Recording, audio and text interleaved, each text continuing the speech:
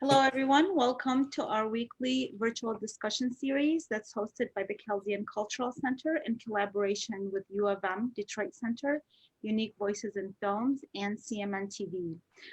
Today, I have two very great women that I have been in communication with. They do many things, but one of the attractions to I invited them to join us today is they co-produced and co-directed a documentary called Saving the Iraqi Jewish Archives, which I had been reading about for a while online, and I was just curious what this is all about. And then I had the pleasure of watching it, and I'm so happy that they're here today so that they can share their story of how they came to produce this documentary, as well as their backgrounds, how they met. So welcome, Carole Basri and Adriana Davis. Thank you. So happy that you were able to join us today. Thank you. Thank you for having us here. You guys have an amazing bio. So Carole is a visiting professor at Peking University School of Transnational Law since 2011, and a visiting professor at, we just talked about this, Pericles Law School since 2014. So you're, and I'm going to introduce Adriana, and then I'd like to know how your connections began. So Adriana is a filmmaker, director, producer, editor, writer, and voiceover artist and coach. She has worked in film, television, and radio as a writer, producer, editor since 1991. She is the founder of D Squared Media, a full-service production company based in New York City with corporate and film clients. So you guys are both based in New York? Yes. And how did you guys meet and get involved in the filmmaking business together?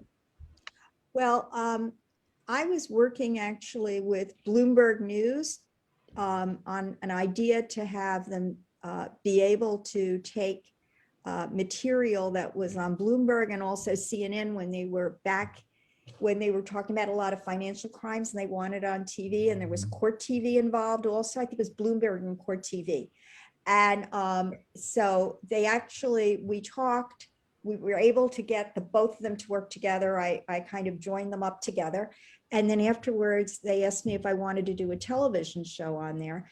And Adriana was the one who recorded me. And after that, in my own community, they decided to do a dinner in memory of my grandfather, Frank Eni. And I said, we can't just, do a dinner like that. We need to collect a little biographical information. So I collected some pictures, and I did really like a 7 or 8 page bio of my grandfather, talking to my relatives about him because he had died a few years before. And then when it had all come together, it was going to be in New York at the New York Hilton Hotel, a big hotel in the ballroom. And I asked Adriana if her company D Squared could come and film it. She said yes, so they came and filmed it, just like you would do for any dinner. I'm also on the board of the American Sephardic Federation. I'm the vice president, and they have a New York Sephardic Film Festival, which is the first and one of the biggest Sephardic film festivals in the world. And they heard that I had this tape for my grandfather's dinner. And they said, would you make it into a documentary, about 15 minutes? And I said, sure, no problem. So we did that. But then that was in 95, but it kept expanding. So it actually reshowed a few times with more and more footage. So Adriana and I worked on it. Thankfully, she had all the material that she had recorded at the dinner, so she was able to make sure that happened. You could tell that part of the story. Yeah, I know Adriana was telling me after I gave feedback about the film, and you said, well, actually we've done, and you sent me a list of films that you guys have worked on. Right. So tell me a little bit about that. What were the subject matters that the films addressed, and why in particular you guys have focused on these subjects? I always like to say we started with a 15-minute slideshow that became 7 or 8 documentaries at this point, all about the Iraqi Jewish community and culture, from varying aspects. The first being the life of Franchini, which is what Carole was describing. That became a short documentary that's played in film festivals all over the world. We did it once in the late 90s and then redid it. And so its real date was 2001 and or 2000 rather. And we got that film onto local PBS television as well, where it was introduced by Mandy Patinkin and on another screening by Peter Bogdanovich as part of their filmmakers series. So we were really proud that that told the story of Carole's grandfather, who, as she mentioned, started the largest and longest lasting Jewish school in Iraq, the Franchini School. Could I correct that? It's not the longest. It lasted the longest. I don't know if it was the largest because the Alliance School, Alliance Israélite, was probably larger. And he started that later than everyone else. He started that in 1941 with the Farhud, which we're going to talk about a little bit. Yeah, it was amazing. Well, as we have in this film and all of the films actually, that school, the alumni of that school still get together from year by year, a lot of large community up in Canada, and the graduates of that school still stay in touch and get together. So and it's amazing.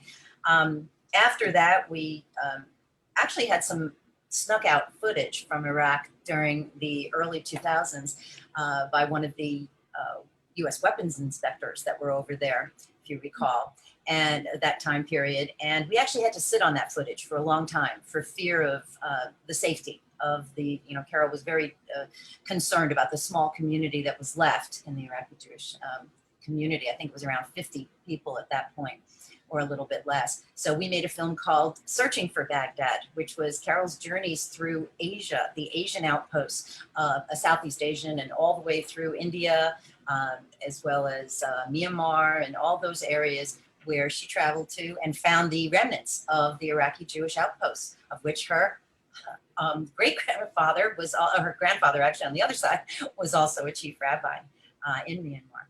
She can tell you more about that, but then that led us to the film that we always wanted to make, which was The Last Jews of Baghdad. And that came out in 2005 and was really the film that we always wanted to tell and show, because it traced most of the entire history of the Iraqi Jewish people. That's 2,800 years. And it also talked about the situations of escape, how people left Iraq, and the community today that's living all over the world. And that film has also made it to numerous film festivals all over the world, almost every continent I think we've played on with that film. And then that led us, we thought we were done, right, Carole? But instead Carole came to me a couple of years ago and said, the archives, and started telling me the whole story and the history of them. And that led us to the current film that we released actually we had our world premiere at the New York Sephardic Jewish Film Festival here in New York. It was supposed to be March of 2020, but it got postponed to September.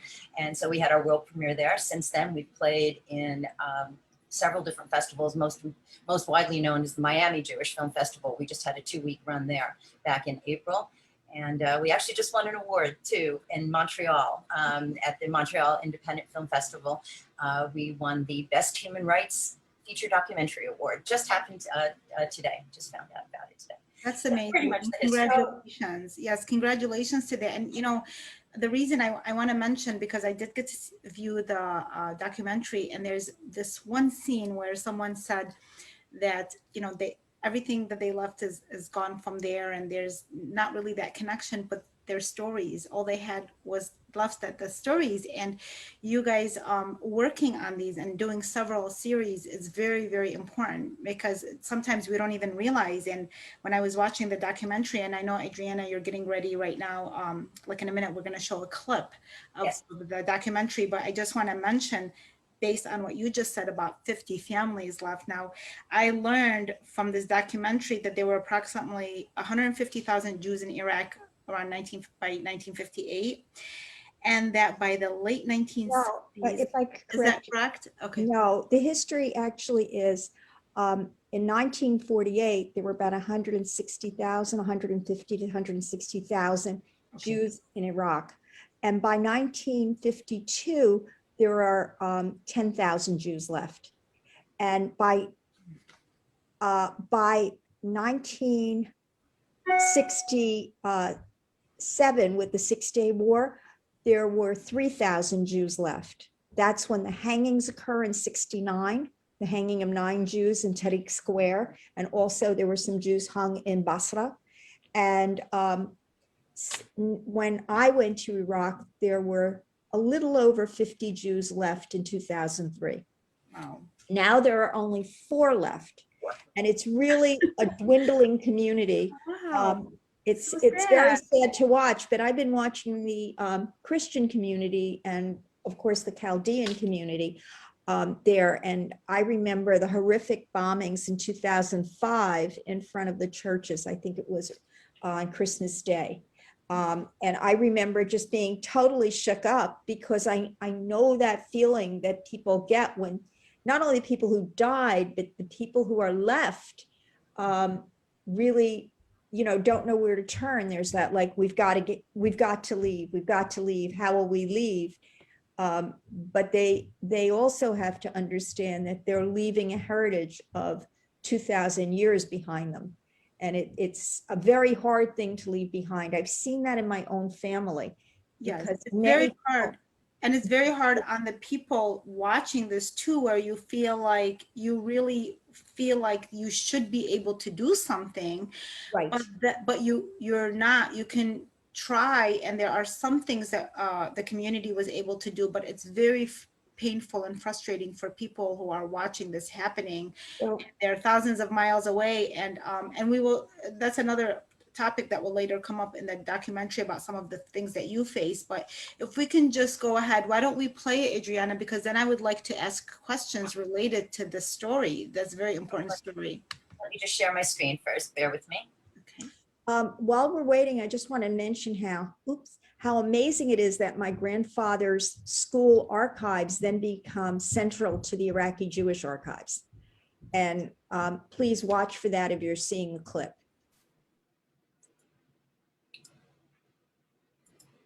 One thing my mom told me, she said, when you leave Baghdad, never talk about the stuff that happened.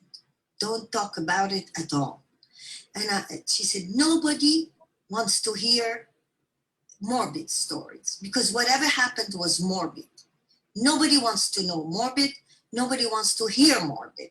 I told her, but why? I want everybody to know what we've been through if we survive, if we get out. With people that I don't know. I don't think I volunteer. I still don't volunteer to say I'm Jewish and Iraqi. I said I was Jewish. She said, I was asked whether I spoke any Yiddish, and I said no. She said, what kind of a Jew are you? So I responded, do you speak Judeo-Arabic? She said, no. I said, what kind of a Jew are you? And I never forgot that incident, you know, and then you start more and more to think, yes, okay, we have to tell the story.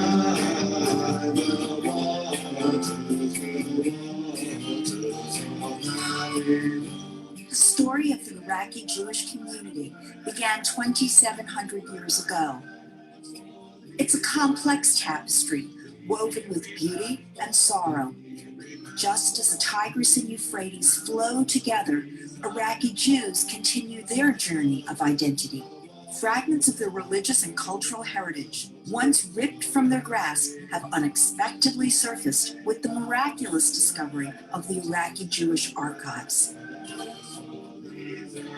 Could it be that these religious books, Torahs, and school records, precious markers of the soul, are now drifting back into their lives?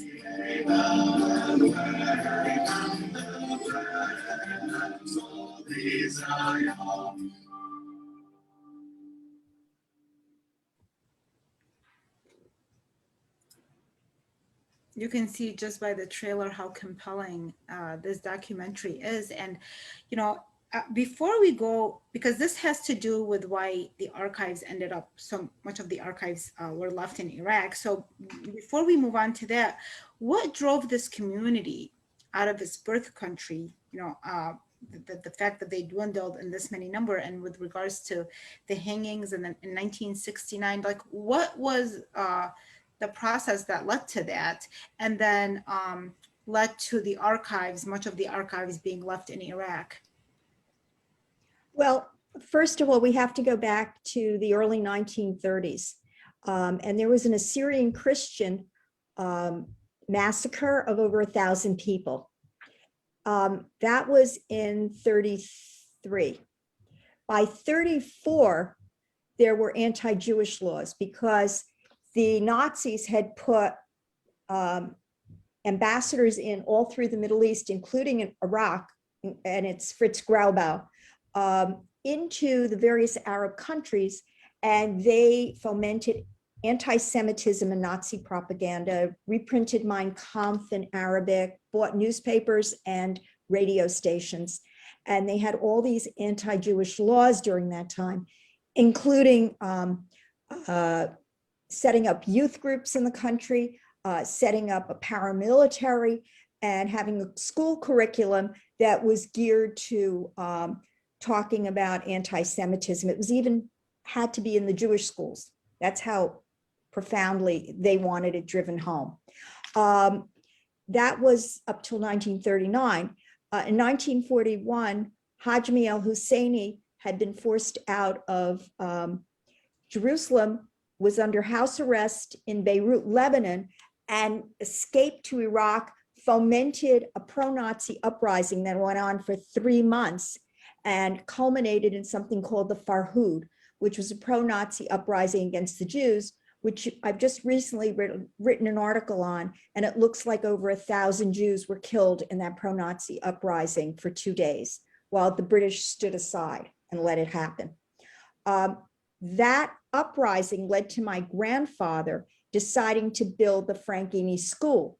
So what he did is he rented rooms, and 3 months later, this was in June 1st and 2nd, 1941, the pogrom, well before the state of Israel, okay, well before we knew about the extermination camps in Europe. He put together a school because the community wasn't able to come together, and he financed that school himself. And so Jewish students who were in public schools could go to a Jewish school. But he made sure to have Christians and Muslims in the school. So 80% was Jewish, 20% was Christian and Muslim. And my good friend Susan DeCock, her mother went to the school. So did the Alawi family. So there were Christians there were Muslims there. He gave them scholarships. He wanted good educations for everyone. And he set up a school where you learned English, French, Arabic, and some Hebrew for the bar mitzvah if you were Jewish, which is the ceremony when you're 13 and you read from the Torah, so you needed to know Hebrew. That school started, he built a beautiful new school in the next few years. And then in 1948, with the state of Israel, they again persecuted the Jews in Iraq. And my grandfather's business partner, Shafiq Addis, was hung in front of his home in Basra, in front of his young children. I mean, as young as 5 years old, we're watching their father being hung in front of the home. And my grandfather was called into the police. He bribed his way out. He got an airplane to get out of the country, but he could only take 4 of his 6 children. So he had to choose. He took the 2 sons, he took the 2 eldest daughters because he was scared of rape, and he left behind the 2 younger daughters. And they stayed with their grandparents and were smuggled out through Kurdistan, thanks to the Kurds. They were smuggled out through Kurdistan a year later. They reunited and went to the United States because my grandfather had worked on all the provisioning for the Allies through the Urals and against Rommel. And so they had a special bill brought in Congress by Emanuel Sellers to let the whole family come in. That's 1948. The repression for the Iraqis was very bad the next few years. And in 1952, the Iraqi government passed a law that said any Jew who was willing to give up their Iraqi citizenship would be allowed to leave the country. So almost all the Jews signed up except for the 10,000. Some tried to escape through Chalabi or Kurdistan, but the rest left on an airlift. It was the largest airlift at that time. It was recorded on the front page of the New York Times, this large, large airlift. And it was run by Alaska Airways, which was part of the US CIA, taking them out of the country. All the Jews, they would make flights regularly. And in less than a year, they got all the Jews out of the country, flying them through Cyprus. They touch down in Cyprus and fly on to Israel. They came as stateless. Not only were they stateless, but the second part of the law that was passed within a year after the time they gave up their citizenship was that all their property was confiscated. And they had to leave the country with only 3 sets of clothing and 50 dinars. So people who were very, very wealthy thought that they at least could take something with them, couldn't take anything. And in fact, there were stories of young children being strip searched and people being shot and killed if they tried to take things out of the country. To the point where we couldn't get any Torahs out, we couldn't get any Kiddush cups out, any prayer books out. I myself, my great-grandfather was the chief rabbi of Iraq, Chacham Ezra Dungur. He raised my father because his father died at 5 years old. And I had never seen a prayer book of his until I was about 19 years old. When my grandfather, Frank Eni, on the other side, my mother's father, gave one to my father as a present. And this was a horrific thing to do to a family. We couldn't take photographs out of the country. One of the problems, and I really credit Adriana with it, is putting together a movie where you didn't have pictures, you didn't have film, you didn't have the location to deal with. I mean, but we somehow were able to piece together some things. We got some pictures from people that had smuggled pictures out of the country. For example, Christian neighbors would send a package of pictures to them after they left and say, here, we would like you to at least have a memory. And that's how we were able to get some of those pictures together. And that's why making the Iraqi Jewish Archives just had to be done. And I think Adriana agrees, we just had to do it because it's such a tragedy that we have nothing to show our children and grandchildren and future generations. And my fear is for this to happen to other groups. And I've spoken before Christian audiences as well about this. The first congressional hearing that they had about Christians, they asked me to speak about what happened to the Jews, like as a precursor to what could happen to them. That was about, I guess, 15 years ago. But I'm really glad you have us on, and I'm sorry I rambled on so long. But oh no, this is not right. It's so fascinating because some of these details that you're sharing, we don't have as much access to because of everything that you're talking about. And I have been trying for a while to find Iraqi Jews because I became aware of their presence and their strong presence. I was first introduced to this topic. I was a book reviewer for one of a US magazine, and they sent me a book called My Father's Paradise. Yes, beautiful book. Beautiful book because the author's, was it father or grandfather that lived in Iraq, and some of the things that you're sharing. And unfortunately, it was, the politics that were happening, but the community was trying to protect each other. Like the Christians and the Muslims within themselves, they were trying to protect each other. Absolutely. And it wasn't, they too couldn't really do much, similarly to how we felt when this was happening to the Chaldeans. Now, Adriana, what I'm interested in, because it does seem like you put so much of your heart and effort into this, and now that Carole just described what she just did about how you pieced this together, some of the work, what is your background and how has this process influenced you and that it got you to the point for you to be invested for this many years? Timing was all perfect, but I always like to say that and so enthralled that the reason we did these films was because I always thought it unfair that Carole could not walk on the streets of where her ancestors were from. My background is actually, my husband always teases me, but I'm Irish and Italian. I'm a graduate of Catholic University, actually a degree and a half there, as I like to say. My husband happens to be Jewish, but not Sephardic, Ashkenazi. But he always says, people ask me, and friends of mine who are other filmmakers, said, why are you working on this? I said, because my journalistic senses were tingling when we read and realized there were 50 people, not 50 families, 50 persons living there, and that Carole couldn't go there.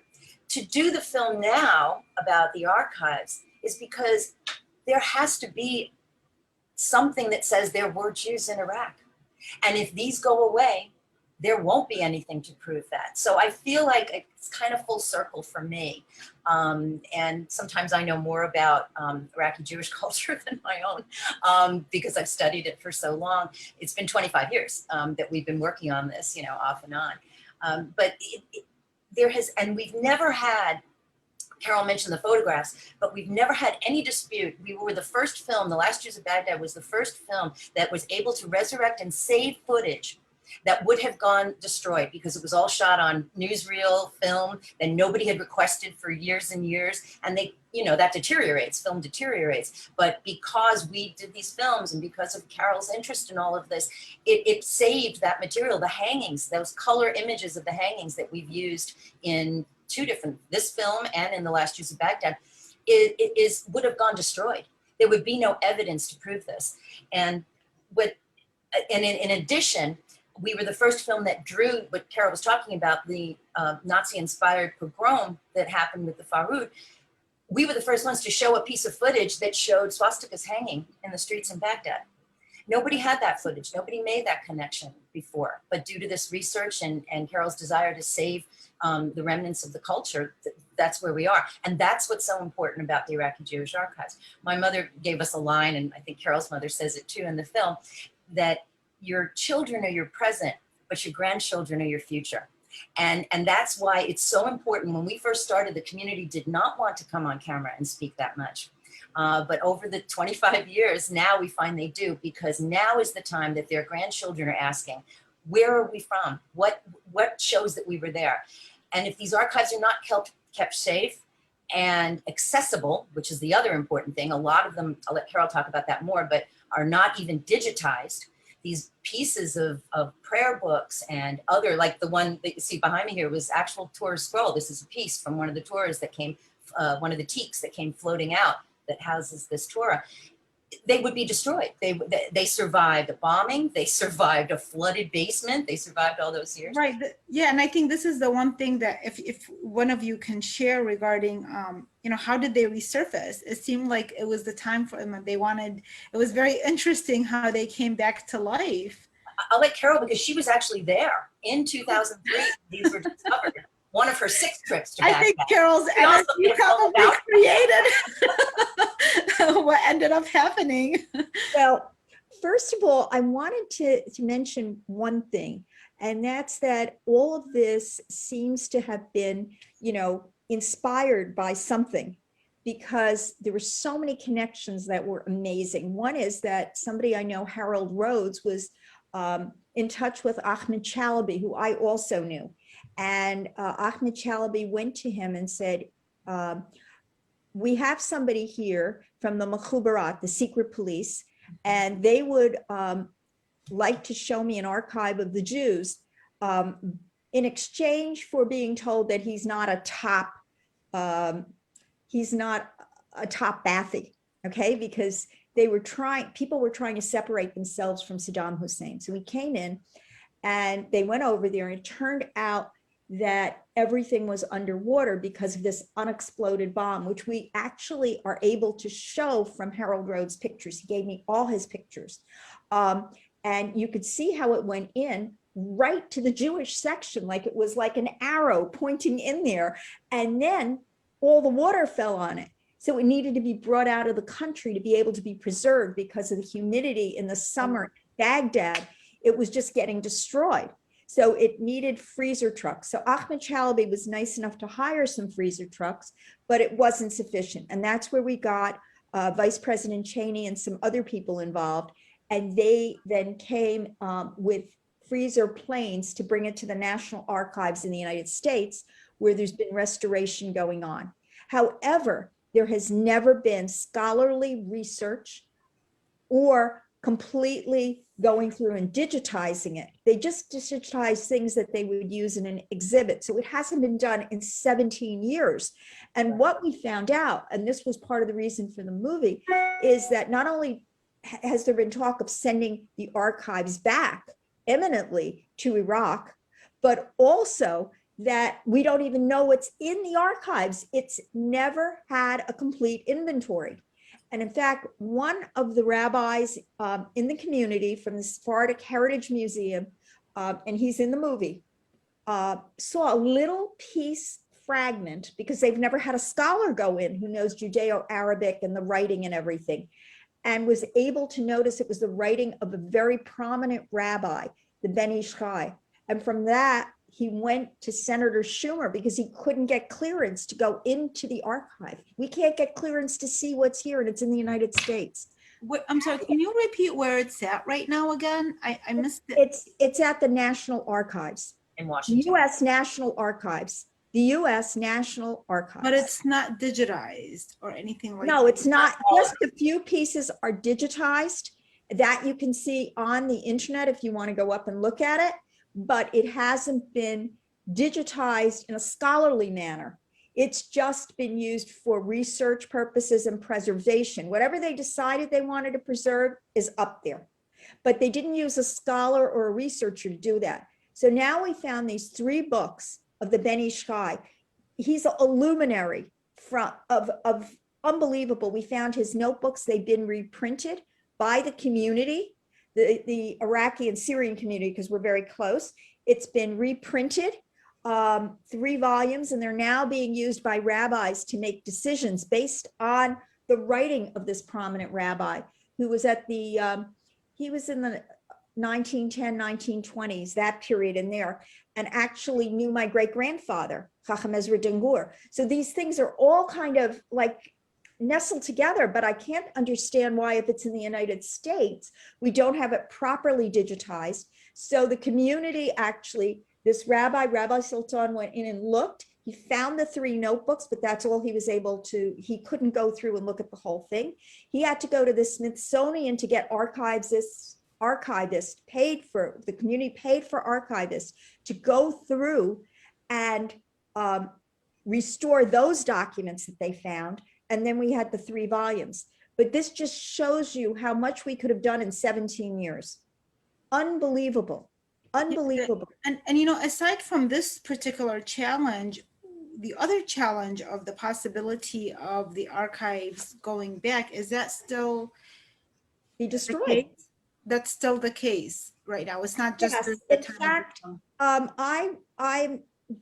I was introduced actually to the head of the National Archives in Iraq in 2010 with Maurice Shachet, and he told us that his family was under death threats, him and his family, if we tried to do anything more right then and there to try to keep the archives by bringing a bill in Congress. And I had tears in my eyes, I was crying.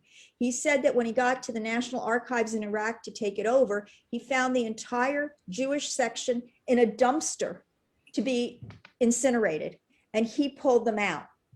And he listed the books. He said he listed the books on the internet, but we've also never gotten that digitized. So there is a feeling in my mind that there's a group of people who want to make the whole history of the Jews in Iraq taboo. And this should be a warning for the Christians, because as I stated when I started going through the history, in 1932, the Assyrian Christians were massacred. Prior to that, you had the Armenian massacre in Turkey, as you probably know.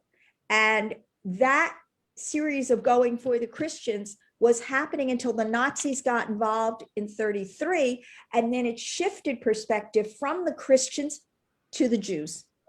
Had it been the other way, I feel it might have been the Christians first, because the Armenian massacre killed, I mean, almost, I guess, 1 million Armenians. It was a horrible massacre. And then it continued with other Christian communities, and after that, culminating in this Assyrian massacre. So in Iraq. So I feel that it was just like a pause that came in, and this ethnic cleansing is continuing on throughout the Middle East. And you must be alert to what's going on, because we were not able to preserve our heritage properly. Saddam Hussein took all of the most ancient books we have and put them in the Iraqi Jewish Archives. And we don't even know if something as old as the Aleppo Codex, which goes back 1600 years in Aleppo, Syria, something like that, or even older, because the Babylonian Talmud comes from Iraq, was sitting in the possession of Saddam Hussein, and it just hasn't been looked at properly. We don't know what's there. Now, the US shouldn't be involved. That's something we can do about it. We can go and look at what's there, and then it shouldn't be returned to a place where it could be destroyed. And I say that whatever happens to us could happen to the other minorities there. So the documentary is completed, but you guys' work is not completed, obviously, because No. the purpose is to continue to keep, to maintain the archives, to keep them here, I guess maintain them by keeping them here, as well as digitize them for protection and to do it in a scholarly fashion, as you mentioned. So there's a lot of work ahead of this project. And make them accessible. Right. And see them. But let me take you one step further. I just wrote an article for Times of Israel. It came out for the 80th anniversary of the pro-Nazi uprising, the Farhud. I not only talked about how many people were killed, because we have new evidence that it's over 1,000. The initial official estimate that people use is 110 Jews and Muslims. That's a very big discrepancy. But we didn't have a voice to talk at that time. It was just after the Farhud, this pogrom. We also had an article in the New York Times, February 20th, 2021, so just a few months ago. And that article made no mention, when they talked about the tomb of Joshua the high priest, that he was the high priest, and that it was originally a Jewish tomb site that my grandfather, you won't believe this, my great-grandfather, the chief rabbi, was responsible for. He was the guardian of the tomb, and we have a very famous picture that's in the article there. And then when I was there in 2003, I twice visited the imam in that mosque that's now built over the tomb, and he was very cordial and very nice. And I explained to him who my great-grandfather was, and he knew about it. And the New York Times doesn't know about it. The American Sephardic Federation got in touch with them, but there's been no retraction. And I have a picture of myself standing exactly where my great-grandfather was, that was taken in 2003, with being taken there by my friends and meeting the imam. They wanted me to take that picture. They thought it was amazing. They just disagreed about who Joshua was. They thought Joshua was the Joshua from the time, the successor to Moses. And I said, no, it was the high priest who went back to rebuild the temple, because the Jews were taken into exile in Babylon in 586 BCE after the destruction of the first temple. And 70 years later, they're allowed by Cyrus to go back and rebuild the temple. And Joshua the high priest went back to rebuild it, but returned to Babel and was buried there.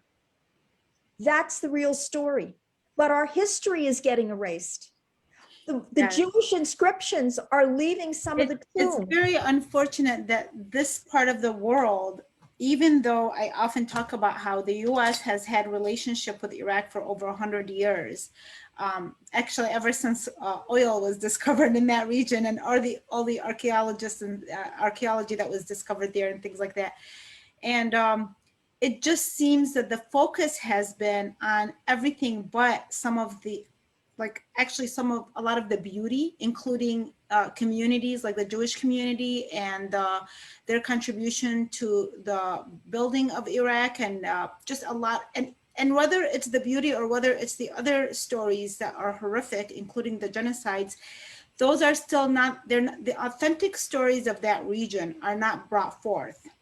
Correct. And it's usually just the modern day stories that are focused on the same theme over and over and over again. And there's no room for us to express our stories. I had the last guest I had last week, I just remembered, she's a Chaldean author and she's been around, she's lived all over the world, like China and India and everything.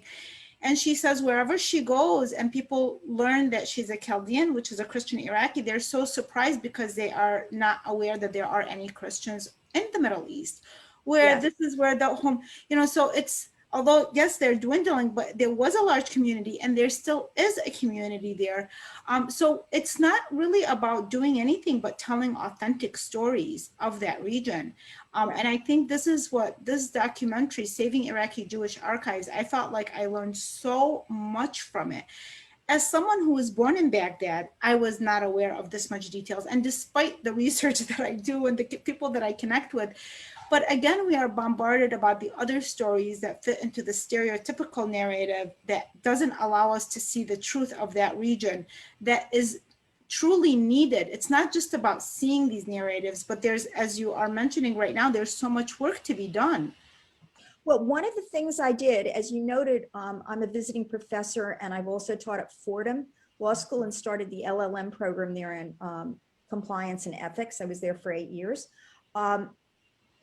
I wrote a law review article in 2003, and it was actually the movie Last Jews of Baghdad is based on a law review article that was published by Fordham International Law Review and goes through in the movie the various laws.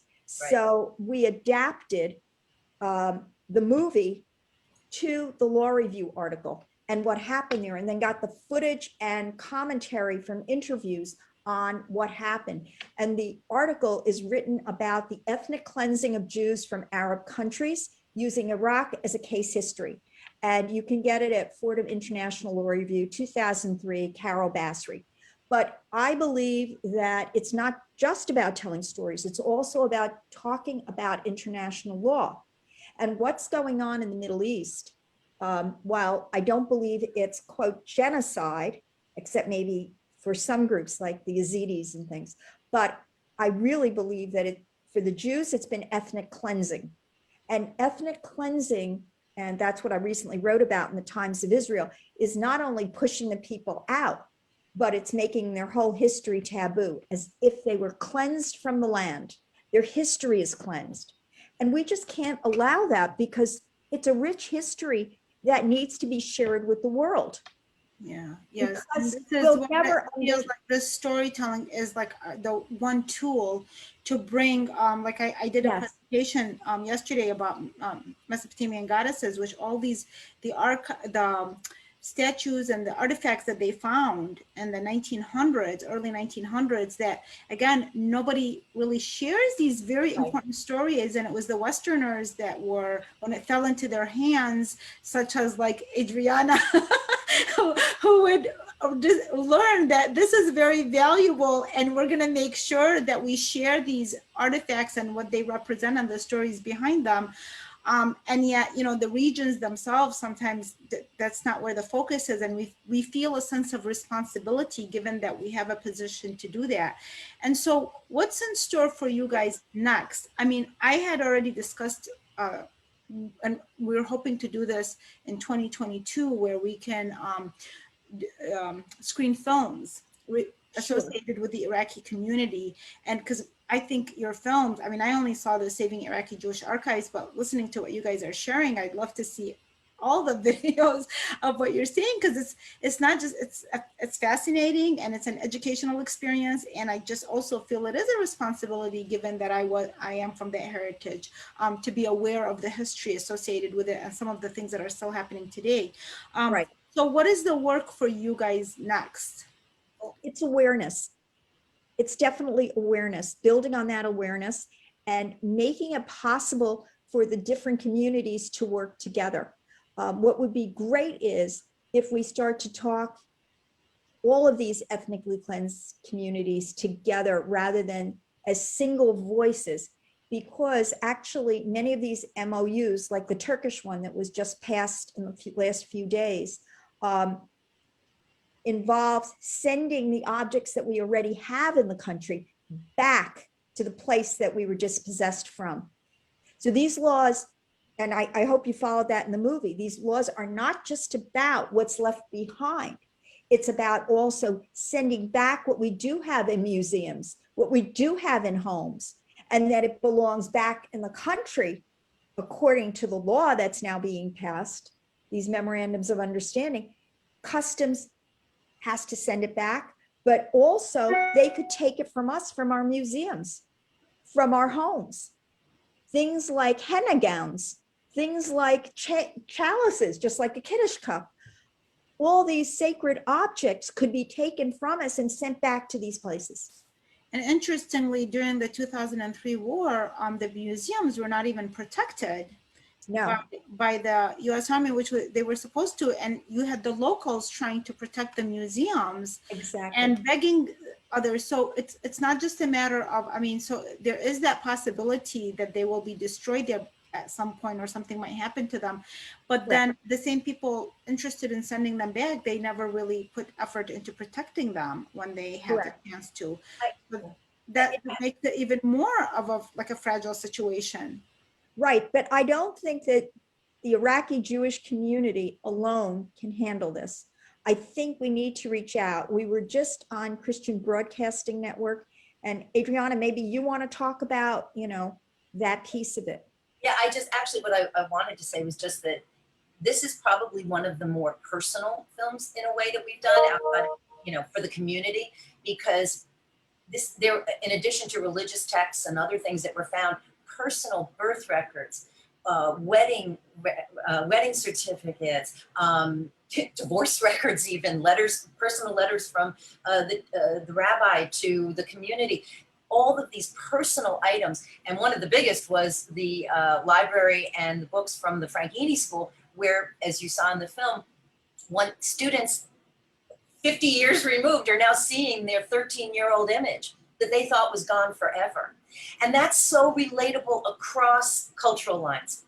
That has nothing to do with where you're from or who you are. Everybody wants their personal items that are their history, that are their own personal history. And that's what the archives are. And I think it crosses, and that's where we need involvement from so many. As I was saying before, a lot of my friends, when I got involved with this topic, didn't know. And yet our country has been, the US has been so involved in all kinds of ways in Iraq. We should know this information. And I remember so many saying to me, oh, that's what you were talking about all those years. That's what Baghdad, that's what Basra is, and they finally understood.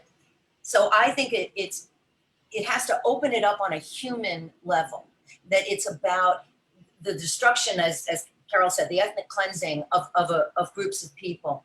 That is something that is part of the human condition that we have to understand as humans, not in any of our other designations. And that's what I think the archives represent, and why I'm so proud to be a part of all of this, because it has nothing, sometimes it takes coming from some other background, in order to. Right, exactly. That's what it takes sometimes, is that understanding. And that's when you realize it is beyond just the fact that it's associated with one culture. It is a humanitarian effort. And so one last question, and of course, we usually do a half-hour series. There's no way, there's no way. This is such a rich dialogue, and then a very important one. Not that the others are not, but it seems like there's so many layers to this, and it's still a work in progress. So the last question would be, when you say, coming together and putting an effort, but what does that mean, and how can people, if they are interested, who are going to watch this, or what is something that people can do to participate or to help out, or just bring awareness? What would you say to that? Well, we would love to raise some money to be able to distribute it more widely. I've really sponsored almost everything, and I was able to do it because of Adriana's wonderful work on the film, but it is a challenge. The other thing is that there's a group called Jamina and also the American Sephardic Federation that are working in this area. But I think we need a coalition that is really made up of the other groups, like the Chaldeans, the Assyrian Christians, you know, even Muslims groups that have been affected by Saddam Hussein, because he didn't just go after the Jews or the Christians, he went after everyone. And the continued fighting that's going on in Iraq is very— Muslims are, I mean, honestly, so they're still affected. Many Muslims are affected by what's going on. Absolutely. And there have been many brave Muslims that have, you know, in the Farhud Save Jews, many that I met when I was in Iraq that were amazing human beings. And many, you know, many of my close friends are actually in the Chaldean community. Tamara Quinn and Susan DeCock. I mean, just wonderful people I was working with in 2003, 2004, and then on the Women's Alliance for Iraq. So WAFD it's called. And we need to come together under an umbrella and again, reach out to the State Department, reach out to the National Archives, reach out to this administration, because if these articles go back, it sets the pattern for everything else. And of course, the memorandums of understanding that we mention in the film. And it's just would be a tragedy to lose the rich fabric and tapestry of all of these cultures in the Middle East. You know, it's our birthright and it's our legacy to our children. And if we let it go, there's nobody that's going to pick up the pieces. I can tell you that. That's right. But if we do it for them, I actually believe that our children and grandchildren and future generations will even be more attached to it. Because when you take something from somebody and it's not done in an ethical or legal manner, you know what? You begin to cling to it much more strongly. And you're not just clinging to the beautiful food and the beautiful music, you're actually clinging to the heritage and what it means. And that's what we can give our children.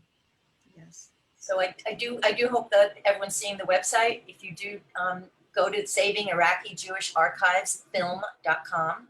That's plural, archives, film.com.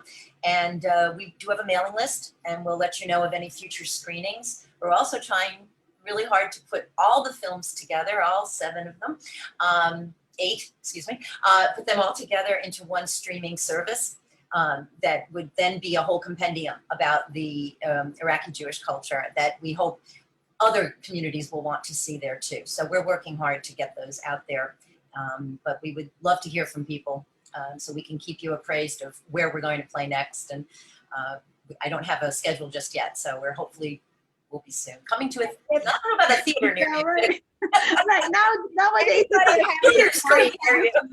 It's one of the major streaming organizations. We would love to get it on there because that would really give this a big lift as a human rights issue. Something like a Netflix or Amazon or something like that. So you never know who in the and it's really worthy. Yes, and it's really, really worthy of that, especially based on some of the things that I've been watching. It's just, and it's so unique. Again, it's representing a community that is often underrepresented. I think the Iraqi community in general, you know, I watch, especially during the pandemic, and we're all stuck at home. So we were really like watching the Netflix series, and they have an Arabic section. And unfortunately, in the Arabic section, you have films from all over the world except from Iraq. There's nothing about Iraq that is made by its own people or about them.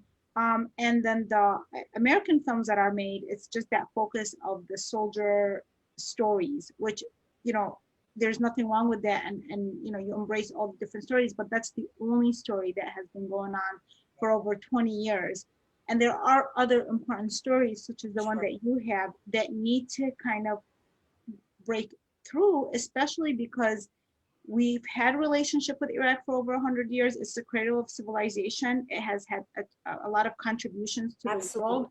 And we will continue to have a relationship with Iraq, whether people know it or not. There will always be a relationship with Iraq. And so we need to be aware of this. And I believe that there's a few minutes, but I believe that when the Mesopotamia was changed, the British changed Mesopotamia to the word Iraq.